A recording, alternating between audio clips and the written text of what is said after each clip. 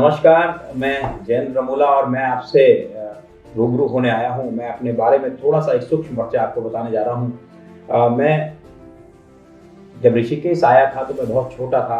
मैं टिहरी जनपद के सुदूर ग्राम डांग का निवासी हूँ और वहाँ पर मेरी पैदाइश हुई। मैं बहुत छोटा था जब मैं ऋषिकेश मेरे माता-पिता के साथ ऋषिकेश आया, अपने भाई-बहनों के साथ ऋषिकेश आया। उसके बाद मेरी सारी शिक्षा-दीक्षा ऋषिकेश के अंदर ही, चाहे वो प्राइमरी की हो, चाहे हायर सेकेंडरी की हो, इंटर कॉलेज की और डिग्री कॉलेज की। क्योंकि मेरे परिवार का झुकाव पूर्व में ही कांग्रेस से रहा और समाज सेवा में भी रहा, तो मैं 2001 में छात्र राजनीति से जुड़ा होने के कारण एनएसयूआई के माध्यम से छात्र संघ का अध्यक्ष बना और उसके बाद लगातार कांग्रेस के विभिन्न पदों पे, यूथ कांग्रेस सहित तमाम सामाजिक पदों पे भी, जैसे चार धाम यात्रा का जो संयुक्त प्रबंधन समिति है उसके कार्यवाहक अध्यक्ष से लेके और तमाम कई पदों पर समाज सेवा के रूप में जुड़ने का मुझे मौका मिला और आज भी लगातार इस तरह के मौके के साथ साथ मैं सामाजिक रूप से कार्यरत हूँ। विशेष रूप से मैं बताना चाहूँगा क्योंकि मैं राजनीति से जुड़ा हूँ और कांग्रेस से जुड़ा हूँ, तो कांग्रेस मेरी पृष्ठभूमि रही है।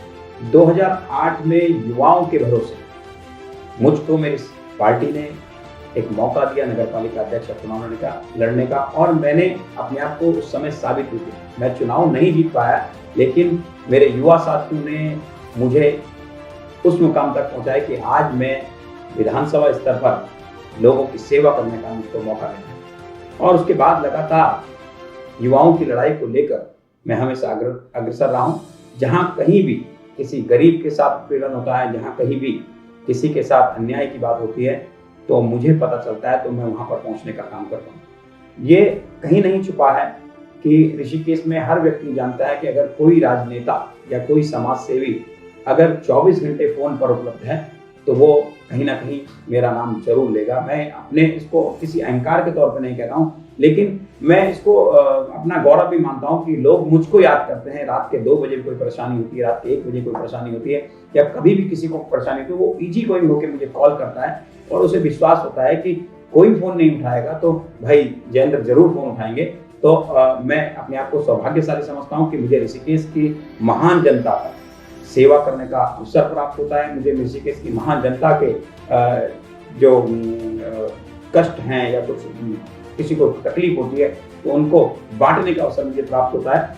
इसलिए मैं हमेशा ही युवाओं की हितों की लड़ाई लड़ने के लिए और सबसे अधिक वो बेरोजगार जो बड़ी डिग्रियां लेकर आज भी ऋषिकेश के अंदर बैठकर अपने नौकरी का इंतजार कर रहे हैं, वो बेरोजगार जो यहाँ से पलायन कर दिल्ली में छोटी छोटी नौकरियां कर अपना भरण पोषण कर रहे हैं, तो कहीं ना कहीं हमारे ऋषिकेश के जनप्रतिनिधियों की बहुत बड़ी कमी रही है जो इसमें सत्ता पक्ष में रहे। लगातार सत्ता पक्ष में पिछले 15 सालों से एक ही व्यक्ति के बैठे होने की वजह से जो विकास ऋषिकेश का होना चाहिए वो विकास ऋषिकेश का नहीं हो पाया। विकास का पहिया ऋषिकेश का एक जगह जम गया और उस विकास के पहियों को चलाने के लिए हम सब लोगों को, ऋषिकेश की पौराणिकता को बचाने के लिए हम सब लोगों को, ऋषिकेश के टूरिस्ट को वापस दोबारा से लाने के लिए हम सब लोगों को एकजुट होकर एक प्रण करना। मैं इस लड़ाई में हमेशा आप सब लोगों के साथ हूँ और इस लड़ाई के लड़ने के लिए जब जब ऋषिकेश की महान जनता मेरे साथ चलने के लिए तैयार होगी, मैं हमेशा आगे बढ़कर उनके साथ कंधे से कंधा मिलाकर चलता हूँ। और विशेष रूप से कांग्रेस के तमाम पदों में रहकर मैंने जो पार्टी की सेवा की, साथ साथ ऋषिकेश की जनता में एक साधारण व्यक्तित्व के रूप में, एक आम व्यक्तित्व के रूप में मैं आपके समक्ष हमेशा उपलब्ध रहता हूं।